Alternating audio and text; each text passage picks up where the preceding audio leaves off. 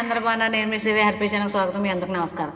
అయితే వానప్రస్థాశ్రమం. వానప్రస్థం అంటే పూర్వం ఇల్లు వదిలిపెట్టేసి అన్నీ కొడుక్కి కోళ్ళకి ఇచ్చేసి అరణ్యాలకు వెళ్ళిపోయి అక్కడ ఉన్న యోగుల్ని సిద్ధుల్ని సేవించేవారు. వాళ్ళకి ఏమన్నా దాహం కావాల్సిన మంచినీళ్ళు, పూలు పళ్ళు అలా కావాల్సిన ఉపచారాలు చేసి కందమూలాలు భుజించి బ్రహ్మచర్యంగా ఉండడమే వానప్రస్థంగా చెప్పేవారు.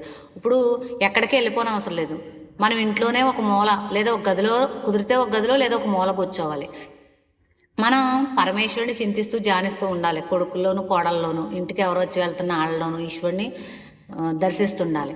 ఒకవేళ కొడుకు కానీ కోళ్ళు కానీ ఏదైనా కార్యం తలపెట్టినప్పుడు లేదా ఏదైనా పని చెప్పినప్పుడు పని చేస్తున్నప్పుడు మనకు చెప్పారనుకో, తల్లి కదా తండ్రి కదా అని చెప్తే, సరే చేయమ్మా, చేయి బాగుంటుంది, చేయి, నువ్వు ఏది మంచిది అనిపిస్తే అది చేయి, ఇలా చేయి అని చెప్పాలి.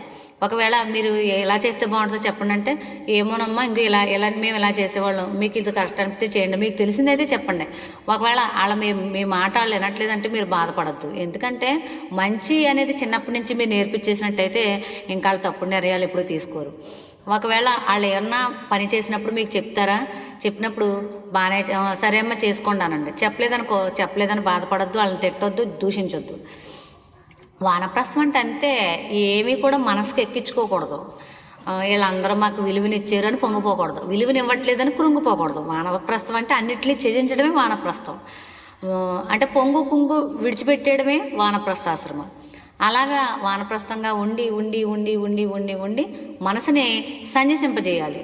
సర్వేశ్వరునిపై ఏకాగ్రత తెచ్చుకోవాలి, పెంచుకోవాలి. అలాగా వానప్రస్థాశ్రమం ఇంట్లోనే ఆచరించవచ్చు. ఉండి ఈ గృహస్థాశ్రమంలోనే వానప్రస్థాశ్రమం ఎలా ఆచరించాలో చెప్పాను కదా. నిజమే, మీరు చెప్పింది కరెక్టే. మేము అలాగే ఉంటాం, మా పిల్లలతోనూ మా పెద్దవారితో కూడా మేము ఇలా ఉంటాం అని మీకు ఈ కాన్సెప్ట్ నచ్చితే హర్పీ ఛానల్ లైక్ చేయండి, షేర్ చేయండి. వానప్రస్థాశ్రమం కూడా అన్నిట్లో కూడా ఈశ్వరుని దర్శించాలి, ఎవరిని దూషించకూడదు. బాయ్.